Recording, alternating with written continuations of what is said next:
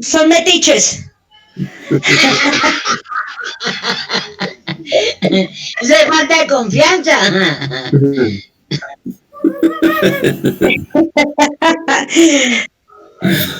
Bueno, doña Heidi, qué gusto tenerla por acá, que esté estrenando su celular con este conversatorio.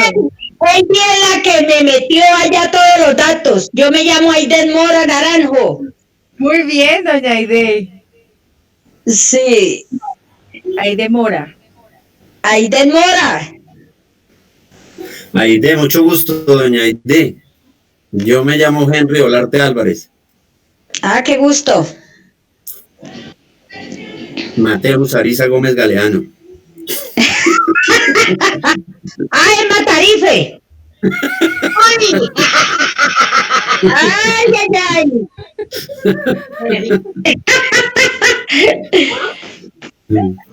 Ay, no, vamos a abrir la cortina porque estamos en un encierro terrible. Ah. Sí. Ahora sí. Qué rico que ya podamos escucharlas. Pueden tener el micrófono abierto para que esto sea una conversación. Les presentamos a Henry. Dime. El nombre de él. Enrique. Enrique. Olarte Álvarez. Olarte, ese. Bueno, ¿qué le queremos preguntar a don Henry? ¿A qué se dedica? ¿Qué otras preguntas? Oiga, ese nombre me suena médico. Sí. Sí, yo tengo mi familia de médicos. Ah, qué bien. Razón. ¿Y qué quiere que le preguntemos? Porque nosotros somos preguntonas. Ah, sí, no, lo que Dale. quieran. Porque santanderianas hasta para hablar somos buenas. Bueno, ¿a qué se dedica? Porque le veo como una cosita muy bonita en el brazo. Ah, Es un hippie. ¡Ay, un hippie! No, porque no tiene mechitas grandes.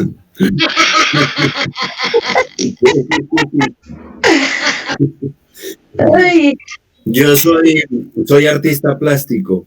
Ay, qué bueno. Pintor, escultor, dibujante, todo lo que se refiere a las artes plásticas.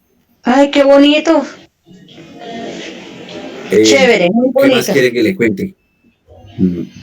Pues algo más de todas esas cosas tan maravillosas, que de ese talento tan grande que tiene.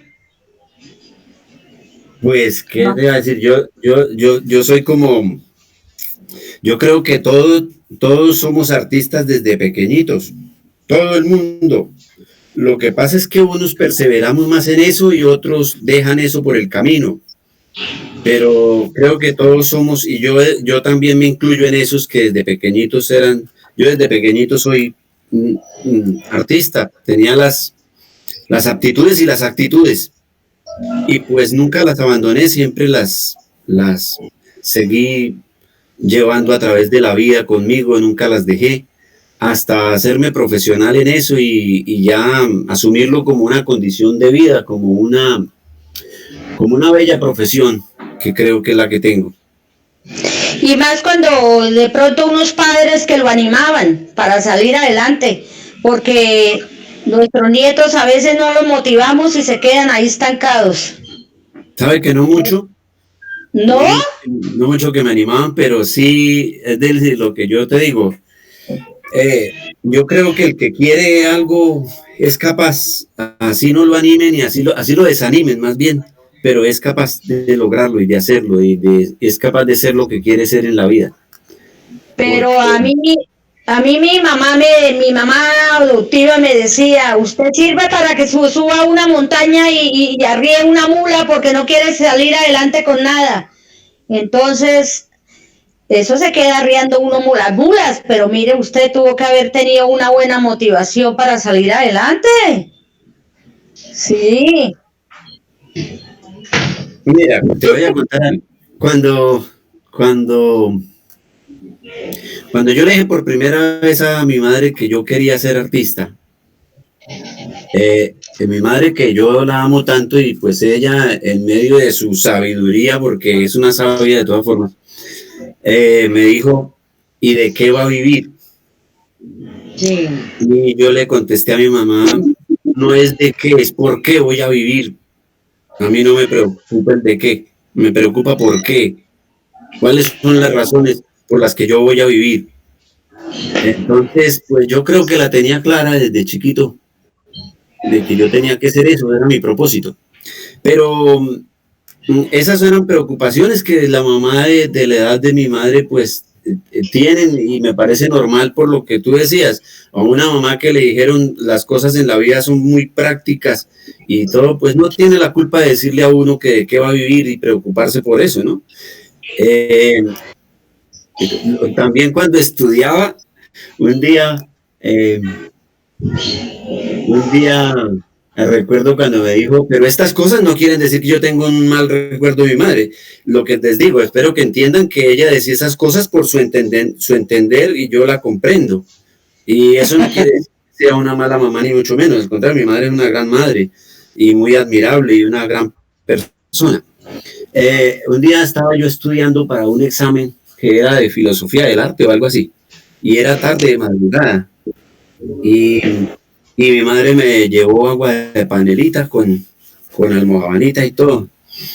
Y entonces me dijo, ¿y qué hacía a estas horas estudiando? Entonces yo le dije, toca, tengo un examen. Entonces dijo, y pensar que eso que estudia no sirve para un carajo, ¿no? Entonces yo lo que les digo es que uno no debe desanimarse porque las cosas, a las personas, siempre hay que mirarlas, y a las personas, a las situaciones, a todo, creo yo que hay que mirarlas desde la comprensión y desde la consideración. Si yo hubiera visto a mi madre mal porque me decía esas cosas y por eso hubiera abandonado o me hubiera desanimado, no, ella no me lo decía con el fin de desanimarme, ella me lo decía con el fin de que yo como que ella no me había aterrizado en algo que sirviera para ella. Las profesiones que sirven son otras. Y ese es el entender de ellas, así entendían ellas las cosas. Para ellas un artista en la sociedad no representa gran cosa, ni mucho menos.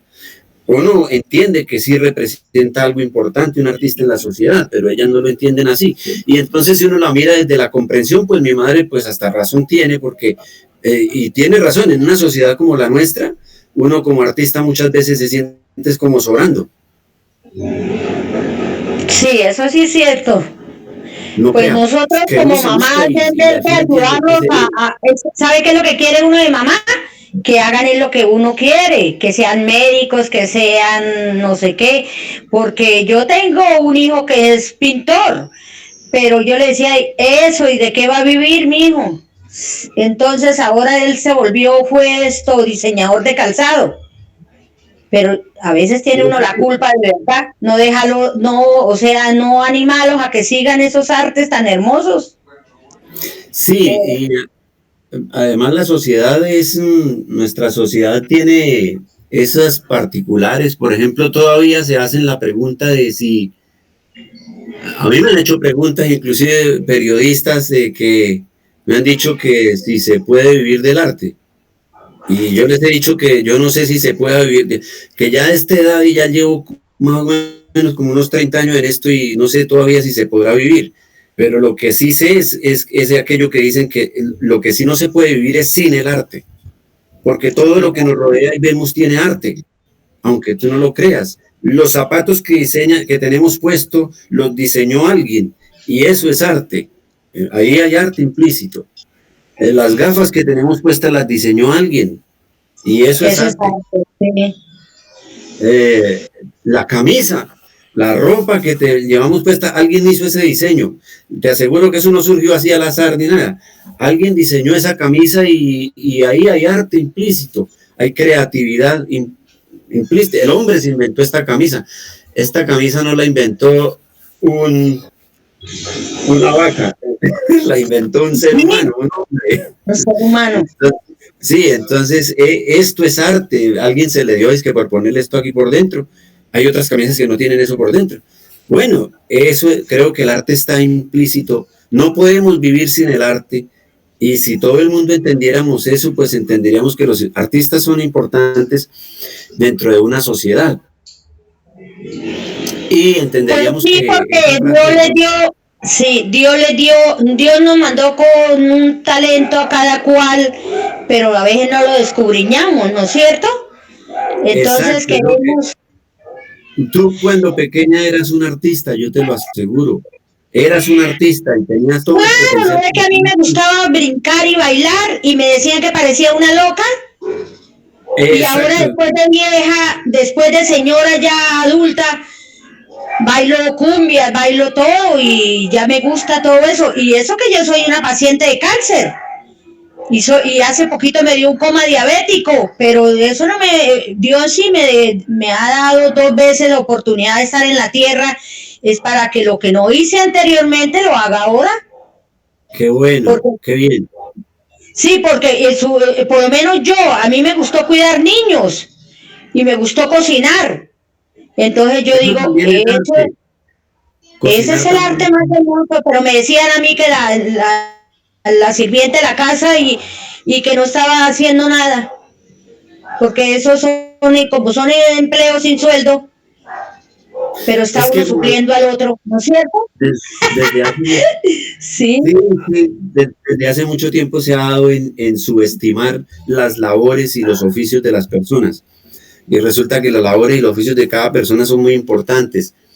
Mm, Para mí cocinar es todo un arte. Y es más, a mí me gusta mucho ver programas de así, que cómo cocinan en otros países, porque yo creo que en la cocina está la sabiduría de un pueblo.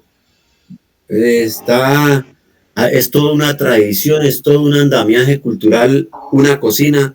En una cocina está encerrado muchas cosas. Eh, por ejemplo, si tú vas a ver un mute varía de una calle a otra, de una cuadra a otra, de un barrio a otro, de un pueblo a otro, de una región a otra, de una casa a otra. Un mute es distinto porque un mute tiene el sazón de quien lo hace. Es el mismo mute, pero no es lo mismo en todas partes. Y no, eso no es tiene lo mismo. eso lleva consigo una sabiduría ahí implícita. Eso sí es cierto, Un simple porque mute, mire, tiene la sabiduría del pueblo. sí, y tengo una hija que yo decía Es que la yo sabiduría del quería, pueblo. era yo que quería que ella fuera una presentadora, porque ella es muy bonita y todo. Y decía, no mami, yo ya sé qué es lo que quiero, no lo que usted quiere. Entonces ella ahora es ingeniera química ambiental y yo dije, se me abanó lo que quería. Pero así no es, de verdad, como dices usted. Porque como yo Es tuve lo que ella quiere. quinto de primaria, ¿para qué uno va a decir que fui una profesional o alguna cosa? No, y me quedé en la cocina y me quedé cuidando a los niños porque crié mis hijos, mis nietos y mis bisnietos he criado. Entonces, Qué eso es bueno. algo ¿no es cierto? Que eso es también, pues ese fue lo que Dios me dio de talento. Sí, porque para criar hay que tener talento. Ay, No todo sí, el mundo cría y no. no es fácil. Tú sí tienes una hija que no es lo que tú querías, pero es profesional y tienes un hijo que también lo que son de mucho, lo que son te lo deben. Es la Sí, formación que les dicen. Y no es fácil formar un ser humano, formar una persona. No es fácil, es complejo. no. Y sobre todo formar un buen ser humano. Sí, porque No saqué es fácil. 4 buenos hijos excelentes. Y esa fue mi primera experiencia. Y entre esos, pues ya se me fue una el año pasado, que era mi maravilla, mi mano derecha, me quería, me amaba y todo. Ese me murió de cáncer, pero a base de eso casi me muero. Pero entonces mi chinita me dejó, que me devolvió cuando me dio el coma diabético y mire que ahorita estoy con la hija de ella. Dije, vivo en una casa sola y me la traje y eso, seguí mi talento con hijos ajenos. Pero bueno, Son descendencia. sí, ¿Y qué te iba a decir? Mira, yo creo que Hay fiestas que la gente cuestiona que porque son, por ejemplo, que el Día de la Madre, ¿no? Que se vuelve algo comercial. Pero yo creo que en ese día también existe algo mediante lo cual los hijos le reconocen a las madres eso, la sabiduría de su crianza, el tiempo que les dedicó. No es fácil. Cuando uno tiene un hijo es que se da cuenta que no es fácil ser padre o ser madre, que es complejo, que es algo, un hijo cuando nace reclama todas las 24 horas usted encima pendiente del niño, y desde ahí, si uno entiende que desde ahí empieza la formación, pues no es nada. Y si el hijo, si existe ese día que la madre, es que alguno dice que comercial o algo, pero si existe gente que entiende, yo pienso que el problema de las cosas no son que existan, sino el sentido que la sociedad les da. Si alguien le enseñara a la gente que no es solo comprar regalos costosos ni irse a emborrachar donde la mamá, sino es reconocerle ese día a esa señora que le dedicó el tiempo de su crianza, de su formación, de tantas cosas, pues el día cambiaría de connotación, ¿no? De ahí lo importante, lo cultural. La gente que hace proyectos culturales en torno a esas cosas, que se piensa esas cosas y las cuestiona y trata de darles otro sentido, ¿no? Un sentido más que llene más lo humano y no sea, y le quite esa connotación cultural, ¿no? Todas esas cosas, para eso es importante la cultura. Y también yo creería que están tocando un tema en el que dicen hay como unos rangos frente a la ocupación o frente al saber, en donde se dice quién es más importante que quién, y no debería haber estos rangos porque todos y todas somos tan importantes y todos los roles son necesarios, como es necesario el médico, quien atiende, es necesario el actor, es necesario el escritor, lo mismo con respecto a las tareas de cuidado, del embolador, el barrendero, todas las labores son importantes y no es necesario como generar como una jerarquía y estigmatizar y decir, por ejemplo, esto sí es arte, el resto es artesanía. No, podemos generar arte a través de la elaboración y transformación de objetos, de la construcción de historias, y ahí es donde también quisiera hablar un poco sobre, en este momento de pandemia, en donde todo el mundo habla de que lo más importante es lo económico y la estabilidad económica, ¿qué tan importante es la lectura, la narración oral, la escritura para una sociedad? ¿Tú qué crees? Pues es una pregunta que nos hemos estado haciendo a lo largo del conversatorio y creemos que tan importante es el alimento del cuerpo como el alimento del alma. Y cuando nosotros y nosotras leemos, estamos viendo el punto de vista de otras y ver ese mundo que de pronto yo no vivo. Por ejemplo, yo no vivo en otro país, podría ver cómo es la vida en otro país, o yo no padezco una enfermedad, sino que padezco otra, y a través de la lectura puedo comprender qué es sufrir una enfermedad y volverme más empática con esa realidad. Entonces yo creo que una sociedad sin arte, sin literatura, sin lo sensible, es una sociedad que camina hacia el cemento, hacia lo muerto, hacia lo estático. Pues eso es lo que pienso. ¿Qué piensan ustedes?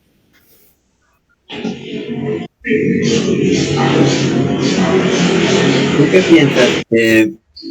¿Cómo es que llama la señora? Aide.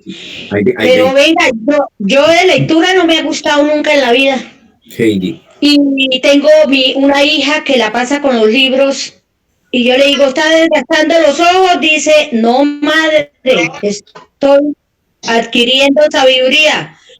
Y tengo una ortografía que los nietos me dicen, eso se hace con H y sin H, y yo no sé qué. Yo le digo, porque yo estoy escribiendo un libro de mi vida, porque Yo tuve una vida, un pasado muy cruel porque fui hija adoptiva y todo, pero estoy escribiendo un libro y ahí coloco, perdóneme en sí la ortografía porque yo ni leer ni ortografía tengo, porque basta que escribo en manuscrita, pero mis hijos sí leen y tienen una ortografía seguramente pues muy buena porque tuvieron estudios, sería, o no sé, o que yo no le paro bolas a eso, pero sí a los niños y a los, o sea, a los nietos de uno, a los hijos, nietos y todo, sí hay que uno inculcarles eso, que la lectura y la ortografía es muy buena y deben de hacerlo.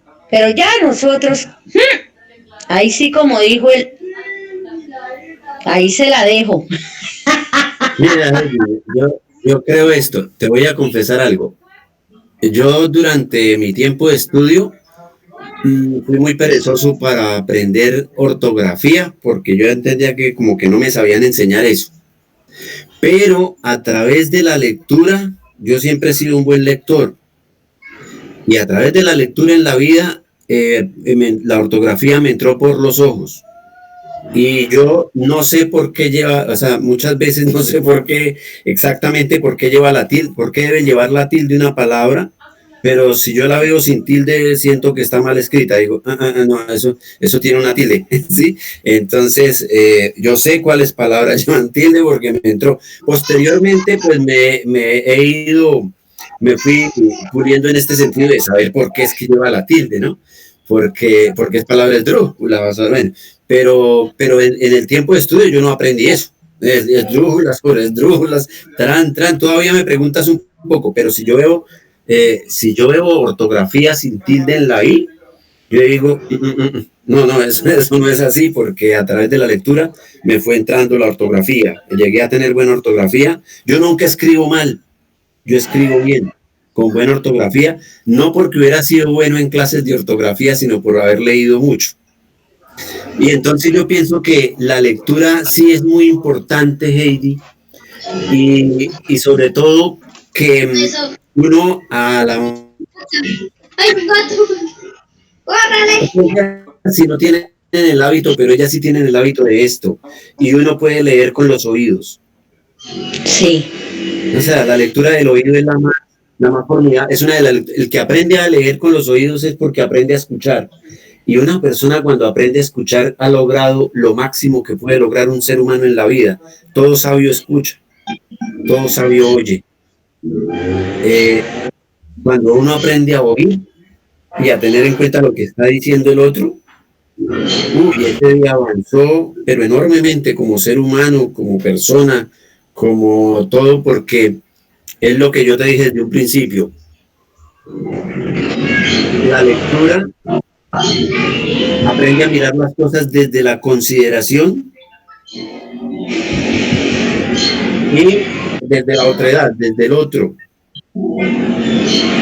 Y uno aprende que todas las personas no piensan lo mismo, porque si uno lee a los rusos, más o menos hay algo importante en la lectura, que es que la lectura le lleva a entender a uno el pensamiento, cómo piensan las personas, cómo piensa una cultura. Por ejemplo, cuando uno lee a los rusos, a los escritores rusos, a Pasternak, a Tolstoy, a Dostoyevsky, a ellos, y cuando uno trata con un ruso, uno más o menos entiende cómo piensan ellos, porque los ha leído y ha leído su pensamiento. Más o menos entiende con quién está tratando y cómo piensa. Cuando lee a los franceses lo mismo. Cuando uno lee a los franceses, entiende por qué le pesa la historia a los franceses. Cuando uno lee a los colombianos, se entiende a sí mismo por qué soy como soy y por qué tengo estas inclinaciones y por qué somos así. Yo creo que la lectura es conocerse uno mismo también y conocer otras cosas, otras culturas, otros pensamientos, otras formas de ver, de enfocar la vida, de esto y aprende a respetar, ¿no? Porque tú no le puedes pedir a un gringo que entienda las cosas como un latinoamericano, porque él no es latinoamericano, él es norteamericano, él entiende las cosas de otra manera, un poquito diferente a la nuestra, similar en algunas porque tenemos mucho de la cultura de ellos, pero en realidad todo ser humano tiene cosas muy similares que nos hacen comunes, pero la lectura es eso, entender al otro, y la lectura no solamente se da leyendo, la lectura se da oyendo. Ah, entonces yo sí la es oyendo. Yo cuando me siento a hablar con una persona de edad que vivió la violencia del 48 y se pone a contarme acontecimientos que él vivió de eso, creo que eso es una lectura que yo estoy haciendo. Yo lo escucho y él es como si me estuviera leyendo algo. Y creo que para mí es mejor inclusive obtener eso de primera mano que leerme 5 ensayos de eso. Ese es otro tipo de lectura. La lectura es escuchar a los demás también. Creo, lo veo, es muy personal esta opinión, ¿no? Pero leer es escuchar al otro. ¿Tú qué piensas, Diana? También coincido en que la lectura también pasa por leer el mundo, por leer la realidad, y también siento que las personas mayores tienen una sabiduría impresionante porque claro, tienen un acumulado de experiencias y creo que necesitamos más espacios en donde nos sentemos a escuchar a las personas mayores, la narración oral, escuchar sus experiencias, sus vivencias, cómo se enamoraban, cómo tenían miedo, cómo eran antes, cómo tenían que ir por ejemplo, por los alimentos, y eso también nos ubica en nuestro territorio, de dónde venimos, cómo es que antes no habían estas carreteras, cómo antes tocaba caminar largas jornadas, y esto también nos da un sentido, un arraigo, nos explica de dónde venimos. Entonces yo creo que es muy importante estos espacios y seguirnos escuchando. Sí, desde luego.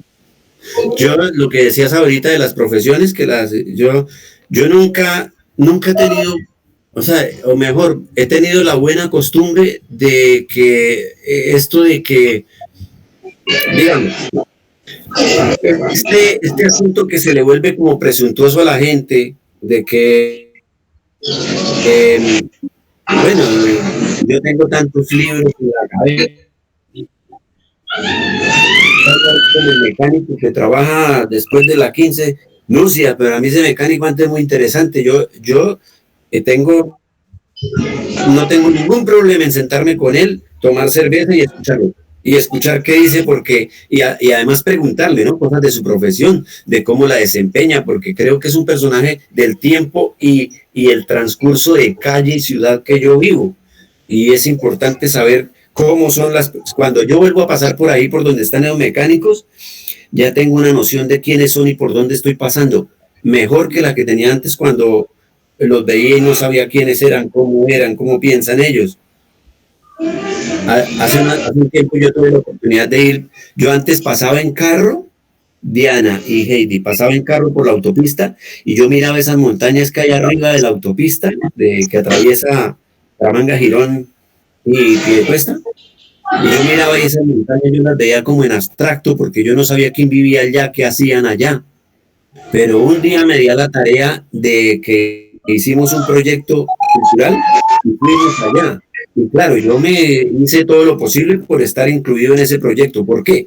Porque a partir de ahí yo fui allá y vi a esos campesinos y vi que sembraban mora y vi cómo era el cultivo de la mora y cómo se sufre con ese cultivo y cómo también se goza con ese cultivo y cómo viven ellos. Y ahora cuando paso por la autopista y miro esas montañas, ya no las veo en abstracto. Yo sé qué hay allá y quiénes están allá y qué piensan los que están allá. Y creo que ese es otro tipo de lectura. O sea, es una lectura que hice de esas montañas, creo yo. O sea, yo hice una lectura de esas montañas y ahora esas montañas ya como las leí, escuchándolo a ellos, creo que tengo otra noción de esas personas y de su vida diaria, cotidiana, su lucha, su sufrir por vender esa mora, todo eso. Creo que eso entra dentro del andamiaje cultural y entra de lo que puede uno hacer, por ejemplo, en programas culturales con las personas de la edad de que ya suben los 70, 80. Nosotros ya, después de los 50, tenemos una sabiduría ahí que debería ser más valorada. ¿Qué es lo que tú estás haciendo acá invitándome? En cierta forma estás valorando un poquito el granito de arena que puedo aportar a estas conversaciones. Y yo estoy valorando lo que doña Heidi me está aportando porque yo estoy aprendiendo de lo que ha contado ella. A mí me has dado una lección hoy, me has enseñado. Claro, y a mí me enseñan mucho mis nietos, y mis bisnietos, y de ellos he aprendido mucho, también como dice, escuchando, porque lectura no me gusta, ¿para qué voy a hablar? Y todavía después de que tengo 65 años, aprendo y aprendo más porque me gusta mucho escuchar a las personas. Y participo en un grupo de personas, de 60 personas con cáncer, y todas hablamos y todas comentamos, y como dice usted, uno sabe, o sea, de cada uno aprende las cosas que uno ni sabía. ¿Sí? Uh-huh. Sí, hay un autor por ahí que dice que nadie ignora todo y nadie lo sabe todo. Entonces cada quien sabe algo y compartiendo, pues se construye conocimiento en comunión. Aprendemos de los saberes, de las experiencias. Sí. Y de la otredad, como decía Henry. ¿Dinos? No, a ver, sí. Escuchamos. Bueno, yo quisiera contarles que dentro de las posibilidades de leer, hay plataformas que ahora tienen los libros en audio, están los audiocuentos, audiolibros, entonces podemos también pasar alguna tarde escuchando mitos y leyendas, coplas, novelas románticas o novelas de ficción o de fantasía, de ciencia ficción. Hay muchas historias que nos pueden, o crónicas también interesantes. ¿Qué recomendaría? ¿Sabes qué me sucedió hace unos días? El viernes pasado. Bien. Imagínate que pues esto de la tecnología a mí me parece que es una maravilla de todas maneras porque hace un tiempo yo leí un cuento de Tolstoy que se llamaba Dios de la verdad, pero espera. Bueno, en resumidas, así te cuento a ti, Heidi. Se trata de un cuento donde Tolstoy describe la situación de un señor muy honesto que se fue a la cárcel por un delito que no cometió. Y allá en la cárcel, después de muchos años, llegó quien había cometido el delito. Y contó cómo lo había cometido y él lo miraba, pero ya había llevado 25 años ahí. Ya su vida se había perdido, pero ahí de enfrente tenía a quien de verdad cometió el delito. Y cómo lo inculpó. Ese cuento, yo lo quería, no les cuento el final para que lo lean alguna vez. No les cuento el desenlace, solamente les cuento la situación. Pero yo, ese libro, ese cuento, una vez se lo presté a un amigo que por desgracia cayó por allá preso. Y yo fui y le llevé ese y otros libros. Resulta que él cuando salió no se acordó de sacar los libros porque también era inocente y salió de la cárcel, y no se acordó de sacar esos libros de allá, y no me entregó mis libros, de tal manera que yo para siempre perdí el libro de Tolstoy. Pero hace poco en YouTube me puse a mirar y ¡pum! Ahí estaba el cuento narrado de Tolstoy, y me puse a tomar cerveza y a escucharlo, y tuve además la maravillosa oportunidad de compartirles ese cuento a muchos amigos y le dije, léalo, escúchelo, no léalo ya, escúchelo que es muy interesante. Yo les contaba la historia, yo leí este cuento hace mucho tiempo y creí que nunca más lo iba a volver a encontrar, y míralo aquí. y tiene ya uno la oportunidad de, es decir, ahora presto el libro y no se pierde. Sí, ahora lo comparten y si se lo roban, que lo roben. No, Sí, tienen que tener el internet, el computador y el celular. Entonces, si se lo sí, dejan robar, de malas, porque ese es el libro. ahí está todo. Pero y también me gusta leer mucho en físico, ¿no? O sea, es decir, leer en físico a mí me parece que es irreemplazable de todas formas. Y es maravilloso. Y leerle, tener uno, lograr tener uno la compañía de personas que pueden sentarse 2 horas a leer y escuchar leer en un círculo, en un grupo, pienso que es de las experiencias más maravillosas que le pueden ocurrir a uno.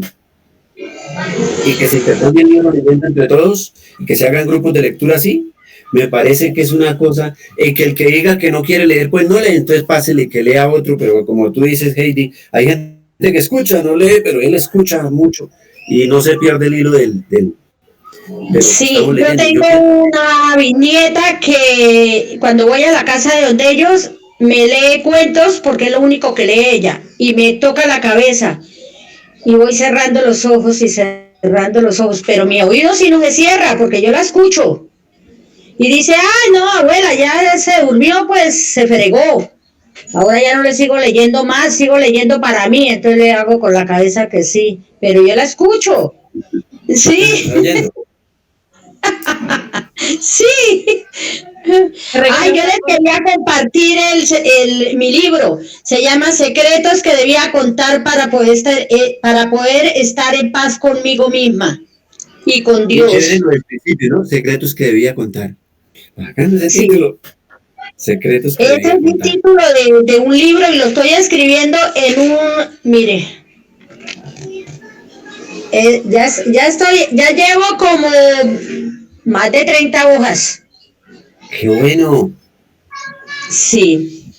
Y ya me lo han pedido mis sobrinas, una hermana que está en Roma, que por favor se lo haga llegar y que no sé qué más, pero va dedicado solamente este libro va solamente para una sola persona que vive en España. Porque ella es la que está pendiente de llamarme, de ponerme contenta y todo. Y secretos de mis hermanas y secretos de mi familia. Ahí están contados. Secretos que debo contar. Secretos que se ponen a tener hijos y no les dicen quiénes son los padres. Y ahí se lo digo. Cuando estalle la bomba, ojalá yo ya me hubiera muerto. Yo que le iba a decir que nos mande el libro para publicarlo. Pues toca pedirle dinero para publicarlo. Secretos que no debía contar. Sí. Y también esto, porque como el corazón de uno vive resentido, porque yo fui violada a los 10 años por un tipo violador y todo, entonces todo eso está ahí contado. Entonces, o sea, yo no me lo he dicho a nadie, pero ahí está en el libro. Sí. Cómo la escritura termina siendo también esa catarsis, esa necesidad de contarlo todo para que nazcan cosas nuevas adentro. Definitivamente hemos aprendido muchísimo de doña Aide, también de doña María. Yo creo que doña María nos está escuchando y ya tiene esa idea en la cabeza de escribir las memorias de la vida. Sí. Uy, mira, sí. Yo creo que toda persona debería en un momento dado hacer lo que hace doña Heidi, de ponerse a escribir las cosas, porque lo que tú dices, por la catarsis. ¿Sabes qué es catarsis, verdad, Heidi? Sí. Catarsis es sacar uno lo que tiene dentro. Aquí. Y aquí adentro nacen cosas nuevas cuando uno las saca. Y cuando uno ha guardado las cosas, debe de empezar a sacarlas ya después para que cure el alma. Y escribir es la mejor terapia para hacer catarsis. Ni siquiera contarlas, sino escribirlas. Porque al escribirlas uno se sincera al escribir. Escribir es un ejercicio, escribir, pintar, dibujar. Es un ejercicio donde tú sacas todo de dentro y te vives renovando constantemente, lo haces constantemente. Y entonces, así no publicaras ese libro, esa escritura es valiosa porque es valiosa para tu espíritu, para ti, para tu vida, para tu tranquilidad mental, para tu diario vivir, para tu renovación espiritual. Es importantísimo escribir, lo que estás haciendo es muy importante. No desfallezcas en eso, sigue. No, y después de haber pasado todas esas tantas aventuras, yo ya me la entregué a Dios. Yo ya, mi esposo, mi compañero de vida, porque mi esposo se murió el año pasado de cáncer y se llevó a mi hija. Pero entonces yo ya mi esposo es Dios y ya me casé con él y ya me confesé ante los padres que viven allá en la montaña. Yo no me acuerdo cómo es que se llaman. Los ermitaños. Y ya, o sea, tengo una vida tan limpia, tan nueva, que mejor dicho. Y por eso es que estoy haciéndolo el libro, porque es que toca. Y mi sobrina me dice, escriba todo, escriba todo. Y resulta que la que me está pidiendo el libro, la mamá la está engañando porque ella es hija de otro señor y no del esposo. Entonces, ahí está. Y escribo una horita o media hora porque es que me duelen las manos. Entonces me siento y a medida que la cabeza es, para que no me dé Alzheimer, También, me voy también es buen ejercicio en ese aspecto. Sí, sí, porque mi mamita, mi mamita que me crió, ella era poeta y escritora y le vendía los poemas a otro señor porque como nosotros pues éramos de campo, entonces ella no podía ir a sacar un libro y decía, cuando me muera ahí queda un tesoro, y el hijo cogió el tesoro y lo echó a la caneca de la basura, eran todos los escritos de ella. Y ya, aunque yo recogí partes así de la política y de Fidel Castro y todo que hablaba, y entonces pero todo fue para la basura porque decían que estaba loca. Ella estaba chifloreta y hablaba y escribía bobadas, porque en una máquina de escribir de teclado le daba el teclado para escribir sus poemas. Entonces decía que estaba loca. Entonces mire ese gran talento y esa gran, sí, esa gran mujer que se fue y no se le aprovechó nada. Sí. Y todavía tenía 84 años y escribía. Entonces es herencia, la herencia que le dejó, ¿no? Te quedaste con una que es mi madre adoptiva, es mi madre adoptiva porque mi madre verdadera vive. Pero esa, pues no es pues no sé. Uno dice, mi madre ya murió. Sí. Te dejó algo muy bueno. Sí. Volvió María Teresa. Volvió María Teresa. Quisiera agradecerles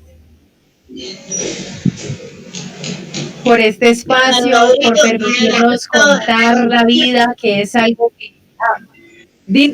¿No se escucha? Sí, estamos escuchando. Yo estaba escuchando.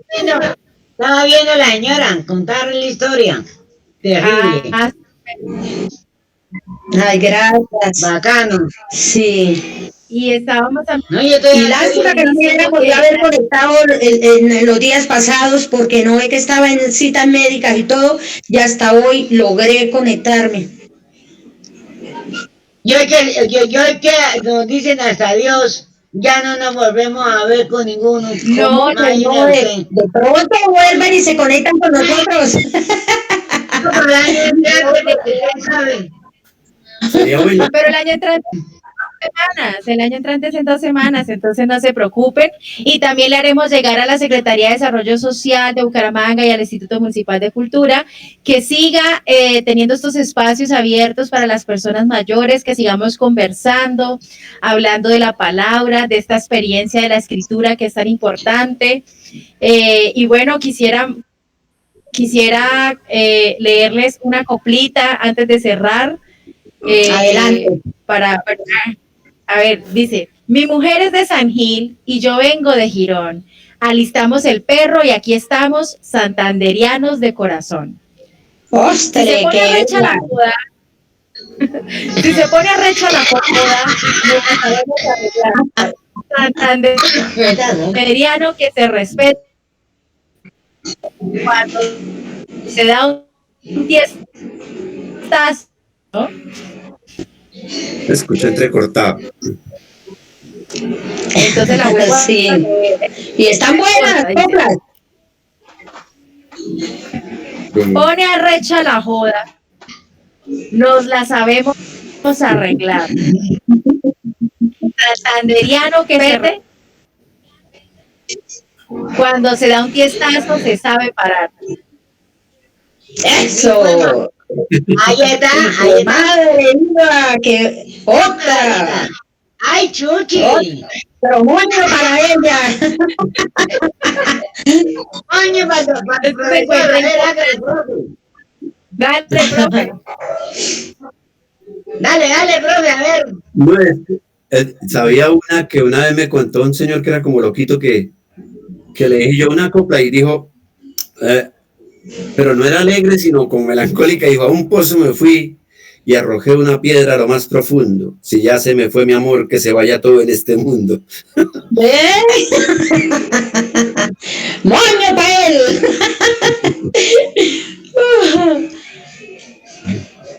No. Bueno, La luna es de queso, el sol es de sal. La cara del sapo me da mucha fan.